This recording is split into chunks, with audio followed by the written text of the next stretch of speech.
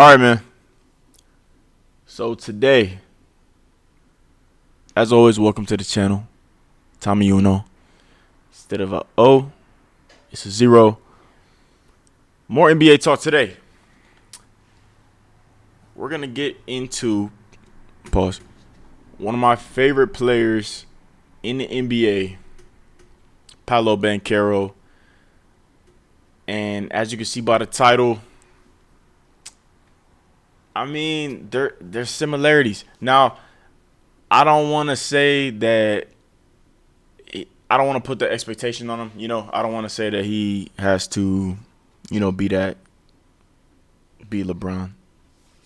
You know, but I mean, the frame and the number one pick and a lot of things do align. I know people hate to make these comparisons, but a lot of things do align. They do.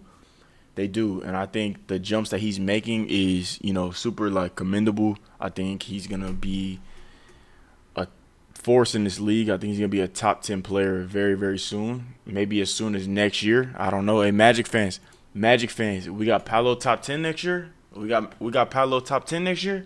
I don't know. I don't know. But yeah, man, we're going to talk about Paolo today. It's a great time to be an Orlando fan. I think Orlando. I'm a Houston Rockets fan, so I feel like Orlando is like us in terms of like so much young talent, but y'all are even more ahead of us. Like just y'all's young talent is just more developed and just better than us right now. You know what I mean? Like you got Paolo, fringe All NBA, All Star caliber player. You got Franz, fringe All Star. You got KCP. You got Jalen Suggs, who has found his role in this league. You have, and I brought up KCP because I feel like having those young stars has attracted guys like KCP. Now you guys are getting some good vets. So it's a great time to be a Magic fan. Great time to be a Magic fan. But we know who's leading the charge, and that's Paolo, right? That's Paolo. So I wanted to get into some stuff here. How good can Paolo be? I know you guys see the title. I mean, hey, he's already on track, of course, to be like an all-time great. But I'm saying, like, how good can this kid really be, like, for real? And see, I've gotten to that age now where I can say kid. Hey, I can say kid. Paolo's a kid. How good can this kid be? He's a kid. You know what I'm saying? So how good can this kid be, man? One of my favorite players in the league, Paolo, for sure. So looking at it here, right? We got Paolo Banchero. And when I was talking about the frame, right? 6'10", right? I think I saw the measurement. I think Paolo is 6'9.5" with no shoes on. I think LeBron is 6'8.5" with no shoes on. So that's why they list LeBron at 6'9" and they list Paolo at 6'10". So I think Paolo's about an inch taller, right?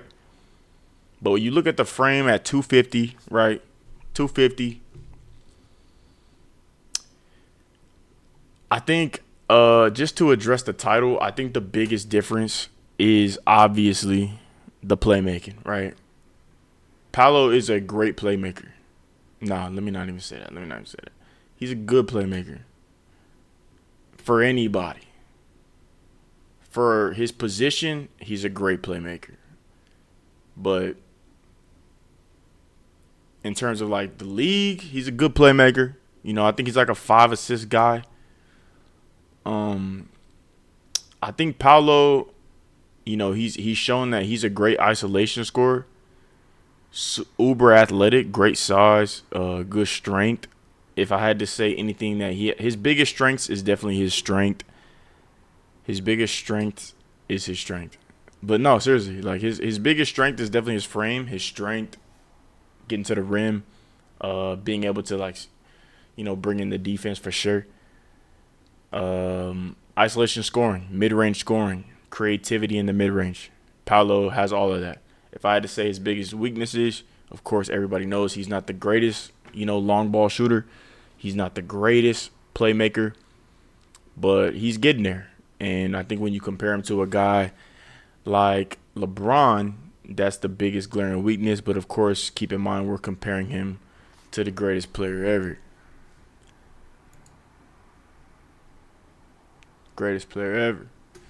But yeah. So, of course, Paolo won Rookie of the Year coming in 2022. Healthy season. Put up 20 points on the dot.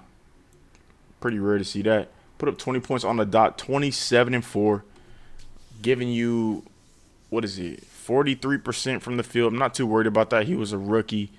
The things that I'm looking at, honestly, with a rookie coming in is I'm looking at their, see here, I'm looking at these two things here. Free throw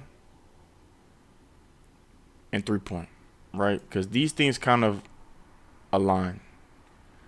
So you see him shooting 43% from the field, but 30% from the three is a little alarming. That's pretty low. But you see his free throw percentage is solid, super solid at 74. You know what I mean? But a rookie, right? So we let him slide. We let him slide a little bit. He's 20 years old. Goes into his second season, his sophomore season, his past season. And you already see this star here. You already see a star because that's what this kid is, man. I mean, 80 games, super healthy season. He's proven that he can be healthy, which is a big thing in this day and age. Just being on the court is already an attribute, and he's proven that he has that. His shot attempts went up by 2, so it wasn't even that crazy. He was already getting 16 shots a game his rookie year, so he only went up to 18, which is, I mean, for any number one option, most number one options in the league are getting 18, 19 shots. So he's probably not even at his peak of shots yet. So, but 18, he's almost there. He's at a good point. And you look at his field goal percentage, jumped up 43 to damn near 46, right? Improved there. 3-point percentage went up from 30%, 34%. I'm rounding, of course. Improved there. Look at his free throw percentage. It went down. But we good. It's still solid. I mean, 73, of course he's going to get that up. I have complete faith that he will do that. Rebound stayed the same. Points went up by 3. But his assist went up by almost 2. Went from 3.7 to 5.4. So he improved his playmaking dramatically, and that was, a big reason for that was how the Orlando Magic ran their team this season. So not having a true point guard, which a lot of people thought was their biggest problem. Orlando doesn't have a true point guard. You got guys like Jalen Suggs. They had guys like Markelle Fultz last year. Not true point guards there. But when you look at the Magic and the expectations that they put on Paolo, hey, go out there, be a playmaker, be a creator for our team. He did that. He did that to his best of his ability. Of course, he shared that with Franz, but he showed that he can be a creator, and not only in scoring. I mean, like I said, his scoring went up as well. So looking at Paolo, I think that he can continue to improve as a playmaker.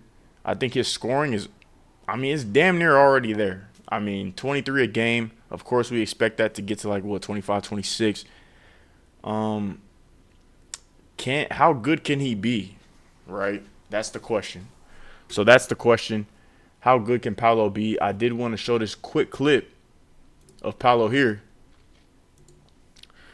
Stephen A's asking him about, expectations going into next season. Yada, yada, yada. Kind of wanted to just show this real quick just so we could see the confidence that my boy's going in with. So let's see what he's talking about. How are you guys feeling about all the talk that's been circulating throughout the Eastern Conference with very little to nothing being said about the Orlando Magic? Man, we feel like we're right there. We're right there with all those teams. I remember last year we started the year off as a top 3, top 2 seed, and everybody thought it was a fluke. Everybody thought we were going to be a playing team and drop out the top of the East, but we finished strong and Y'all remember that? And had a chance to really grab the 2 seed at the end of the season. So we were right there last year, and so we got better this year. Like I said, I got better. All of us got better. We got some new pieces that's going to help a lot. And we're trying to make some noise. I think we should easily be a top 4, top 3 team and have a chance to win the East. Hey, y'all hear that confidence? Paolo is coming in hot, bro. We should easily be a top 4 seed. We was top 2 last year. Come on. The confidence that this kid's coming in with, bro. I think that Paolo is going to be an all NBA player next year. I think he's going to jump these numbers. He's at 23. I think he's going to jump this to 25. He's at 5 assists. I think he's going to jump that to 6 assists. He's at 7 rebounds. We'll keep it there.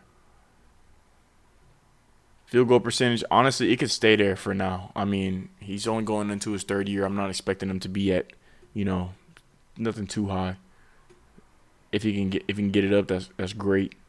This here, 3-point percentage at 34, he's so close. Get that to about 36, 37, my boy. Come on. I think Paolo is going to be fringe All-NBA, if not All-NBA next season. I think he's going to have another All-Star year like he did this past season. And I think the Orlando Magic, I mean, what he's saying is kind of true. I mean, I know there's a lot of good teams in the East. When you look at, Boston, you look at Philly, you look at New York, you look at even what Indiana proved last year. But same thing last season. Everybody slept on the Magic. And to start the season, they were one of the best teams in the league. You know what I'm saying? And then even to end the season, what did the Magic finish? They were the 4th seed or the 5th seed? Correct me if I'm wrong, but I believe they were the 4th or the 5th seed. Regardless, I mean, the Magic were a staple playoff team, bro. And nobody, thought that coming in.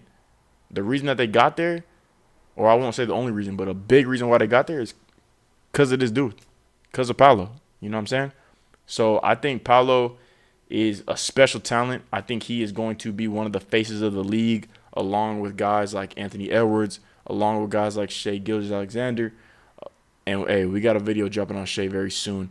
I'm not the biggest Shai fan.